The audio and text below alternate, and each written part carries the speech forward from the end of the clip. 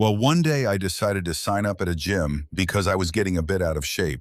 And then it was time for the physical assessment. The instructor was there, filling out the form, until he got to the question, "What's your profession?" So I answered, "I'm a teacher."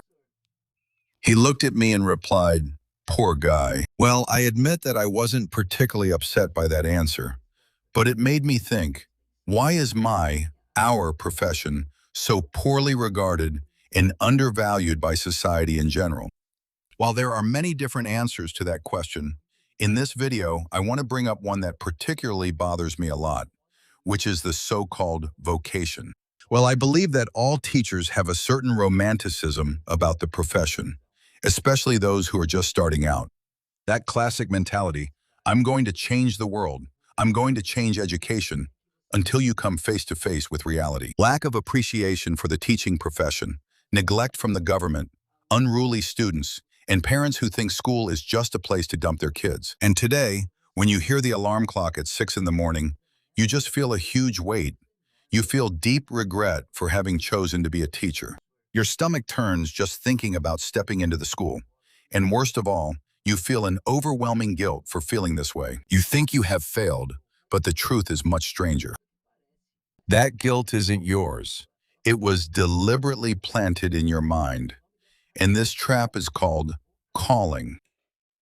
All right, now you must be thinking, what do you mean, vocation? Well, in the dictionary, the word vocation means a call or an invitation. It defines a kind of natural inclination, talent, or deep calling that directs a person toward a profession, lifestyle, or a specific mission. Since you were young, they told you that teaching is a gift, almost a divine calling, a life mission. Well, when you put it that way, it even sounds beautiful, doesn't it? But notice this. When you turn a profession into a mission, you erase the word work. And that's exactly where the system gets you. If teaching is an act of pure love, being paid well for it almost sounds wrong. If teaching is a kind of priesthood, sacrifice is part of the package. Because you don't do it for the money, you do it for the children. How many times have you heard that phrase? It's repeated in staff meetings. It shows up in graduation speeches. It's written in notes on Teacher's Day. But that phrase isn't a compliment. That phrase is actually a trap.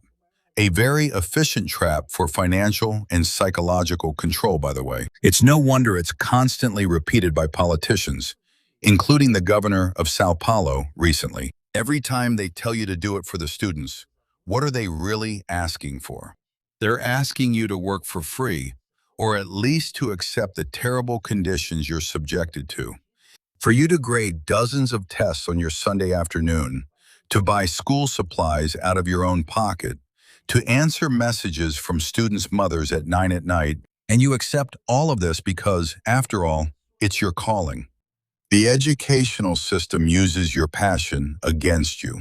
It takes your desire to make a difference and turns it into cheap fuel to fill the gaps in the educational system, mainly in the form of unpaid work. And if you complain, if you demand your right to rest, you're not seen as a worker fighting for your rights. You're seen as selfish, as a mercenary, as a slacker. Just look at how teachers' protests are treated by the authorities, by the police, and by part of society. It's as if you deserve to be punished for going against the hardships inherent to your profession. And that's when discouragement often hits, because you genuinely love the act of teaching. You really care about your students. You care about education and believe in your role as an agent of change. But you hate the environment. You hate the physical and mental exhaustion. You hate the salary that runs out before the end of the month. And that's exactly why the regret hits so hard. You don't necessarily regret choosing this profession. You regret having entered a game where the rules are made for you, as a teacher, to lose. A game where the bargaining chip is often our mental health. The result of this is predictable. Burnout. Your body breaks down, your mind shuts off, your immunity drops. Think about your life right now. Look at your routine today. You leave a noisy classroom and go to another one. You take work home in your backpack. You plan lessons when you should be watching a movie or a series on the couch. It's no wonder that the percentage of education professionals on leave due to mental health reasons keeps increasing in Brazil. But relax, there's absolutely nothing wrong with you. The real mistake is thinking you need to be a martyr to be validated. You're not a Hollywood movie hero, you're a professional. In fact, that's a view I particularly dislike. A teacher is not a hero and doesn't need to be. A teacher is a qualified professional who provides a complex and valuable service for the development of any society. Therefore, you deserve to be valued and to have good working conditions. I repeat, accepting the role of a hero makes you believe that the hardships inherent to the job are necessary. The turning point happens when you break down the profession, the calling. When you stop seeing the classroom as a kind of sacred temple that demands your exhaustion and start seeing it for what it really is, a workplace. You have a contract, you sell your hours, your voice, and your knowledge in exchange for money, period. Stopping romanticizing the classroom and seeing education as regular work won't make you a bad teacher. On the contrary, it will make you a functional and healthy adult, and possibly an even more aware professional. Setting boundaries is not a lack of love for your students. Closing your laptop on Friday night is not a crime. Saying no to an absurd demand from the administration is just a survival instinct. You can be an excellent teacher during your working hours and be an ordinary person who rests and has fun outside of them. And if the system doesn't work without your invisible sacrifice, if the school stops when you decide not to work for free, then that system is already broken.